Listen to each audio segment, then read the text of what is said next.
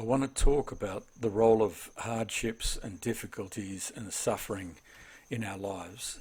The things I'm saying here are as a reminder in order that we won't get stuck or more deeply entrenched in doubt and double-mindedness in our journey with God. I say it's a reminder because we've heard all of this before and agreed with it, and then something has come along, some pain, some difficulty, some stress, some extended hardship, and we've interpreted it. We've given the event meaning and allowed our interpretation to silence the voice of truth, the voice of God. The event has dwarfed God's truth, at least in our minds, and shouted loudly. And we've listened and believed that awful lie of a shout or that slippery, wicked whisper, that stray voice, and as a result have become stuck. The question is always asked, why hardship, Lord? Why do we have to go through hardship? Can't we just live with God and people and have good times and just grow that way? The short answer is no. The coffee table leg you just hooked your little toe on won't transform into jelly. The gravel in your shoe won't turn into a marshmallow. The hill you're jogging up won't flatten out. The world has got pointy bits on it at this stage.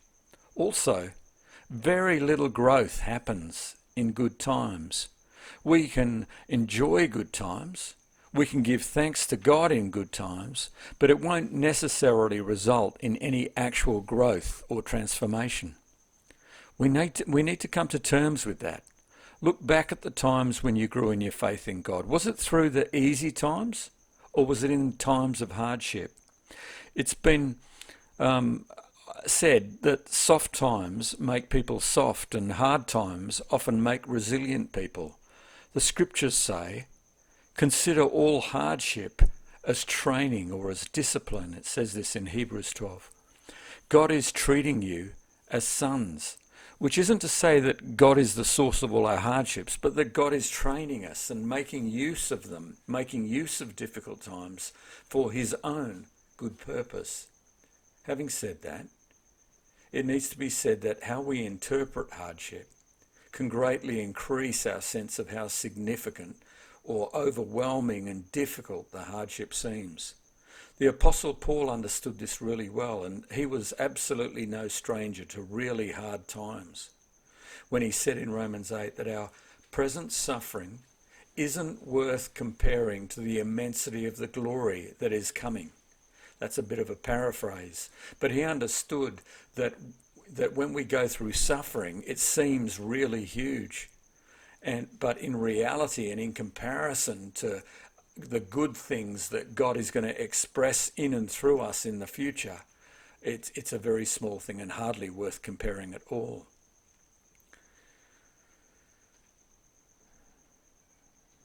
At times, hardship can seem like it's all that there is, especially in extended periods.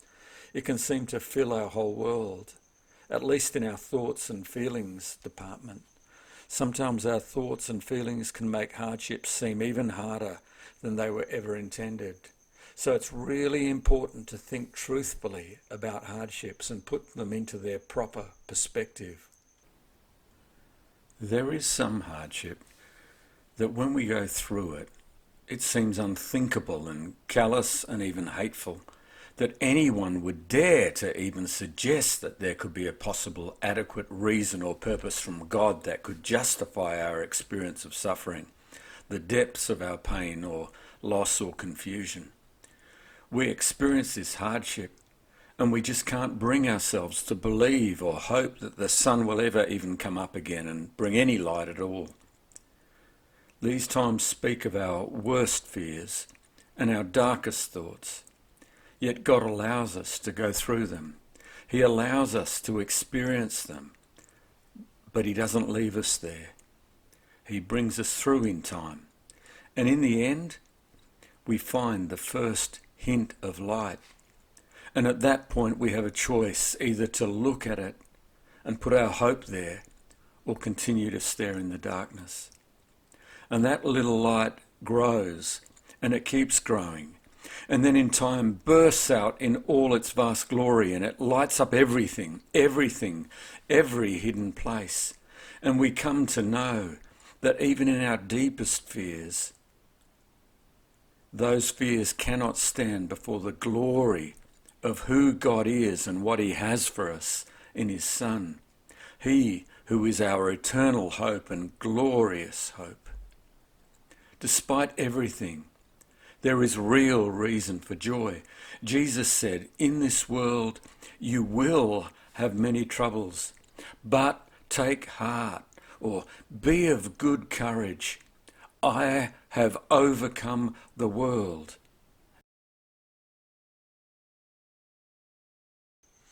The question then is, what is it that hardships do? It inspires one of two very different responses in us.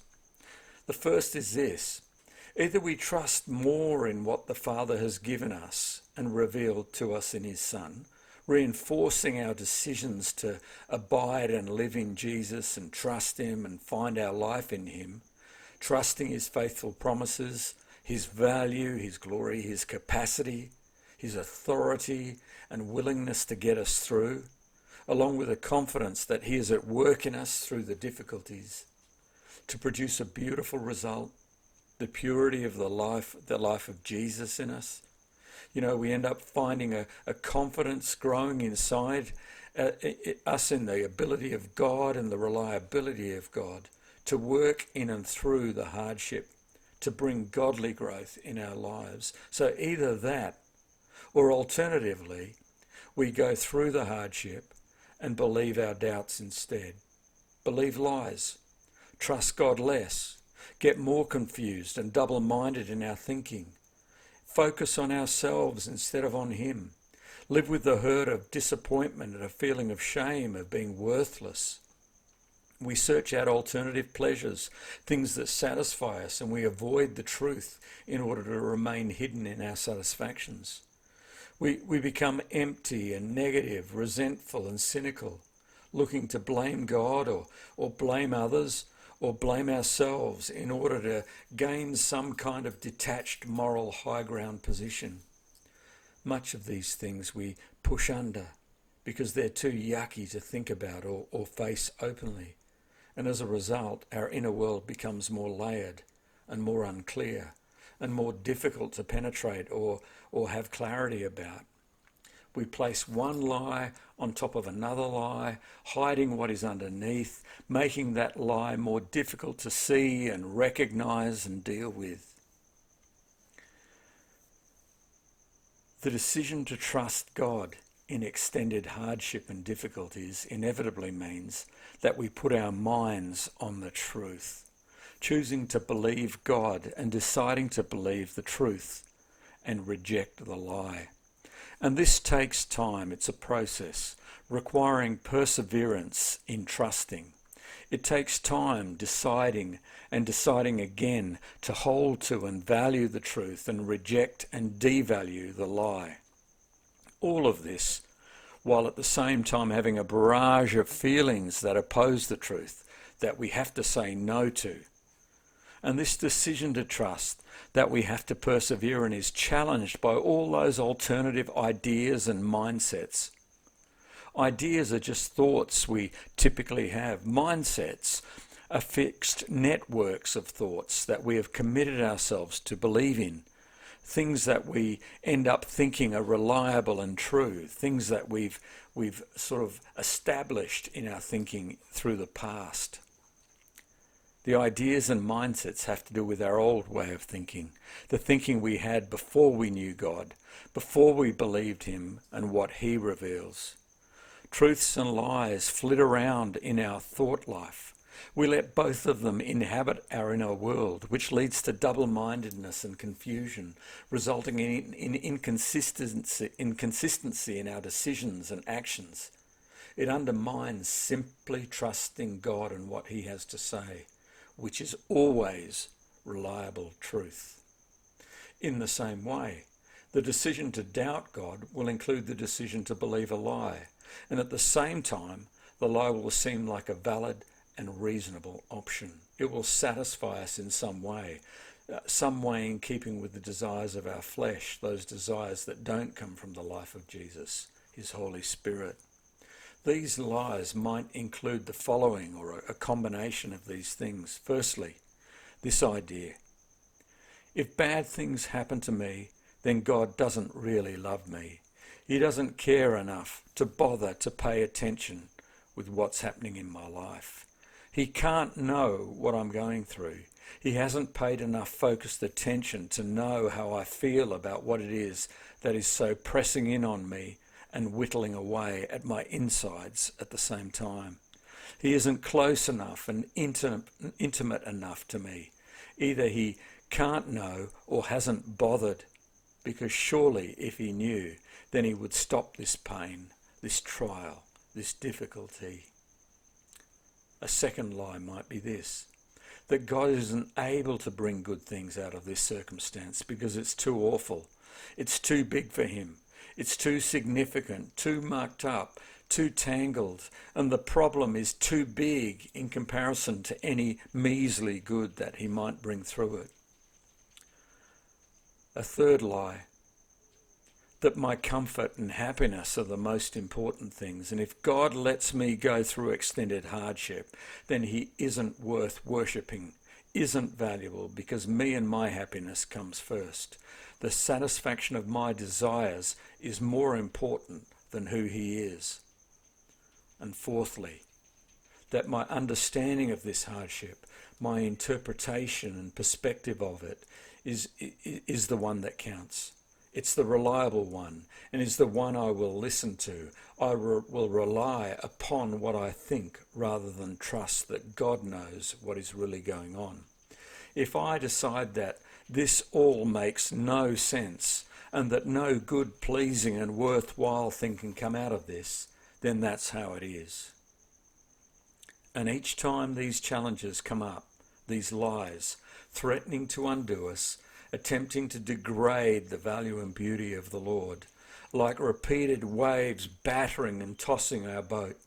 When these waves come, the repeated decision to trust the truth that God is God, and that he is worthy of our trust, and that he has us, and that he deeply loves us, and that he knows, and that he is intimately at work in us, and that we are in him, in it all, even in this, is reinforced and becomes a more concrete commitment in our lives and has a more substantial place in our minds. We decide, and again, that is a lie, and he is the truth, and who he is and what he has said is more solid than solid, and he's got it, and he's got me. And in holding to these things, we give Jesus more room in our lives, in our thought life, in our decisions, in our actions.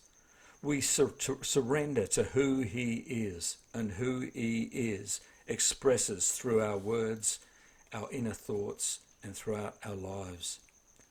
At the same time, we ourselves are humbled. This isn't a negative thing. We simply step back from being the centre of things and let him have that place instead. Truthfully, only Jesus deserves the place of being the centre of our lives and of all things, because only Jesus is the centre of all things.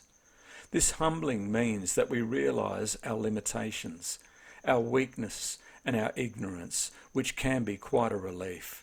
God does not expect us to be the answer for our lives, to have all the knowledge that we need to make sense of everything. We are not the masters of our own ships, or even our destinies, or even of our own hearts. We don't, in and of ourselves, understand the meaning of events and circumstances. We realise with humility that the wind and waves could undo us, and that only Jesus is the real master, who is master over all things. We no longer have to try to be the solution in our lives. Instead, he is. Secondarily, it allows us to relate to others more appropriately, in keeping with Jesus' life in us.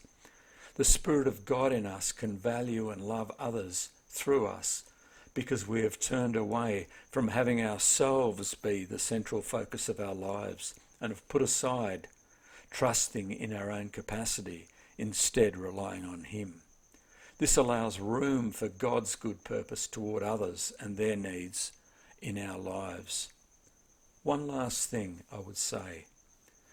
In knowing that God grows us in difficulties, take the time with God over time and repeatedly ask him for insight and allow him to reveal the thoughts and lies that we've covered over, even hidden from ourselves. Write things down so that they become clear.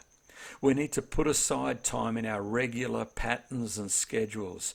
We need to recognize our patterns of thinking, our go-to thoughts that lead us round and round in circles in the old patterns. Ask the Holy Spirit to clarify what the smoke screens are in our thinking that hide the commitments that lie hidden. And trust him in all of it, in what he ends up revealing to us and in what he doesn't reveal to us. We are in the safest hands. And in turn, learn the truth and hold to the truth strongly and deeply. Give it time to sink in, to wash over us, and to influence our thinking about all sorts of things. And enjoy that truth and enjoy him.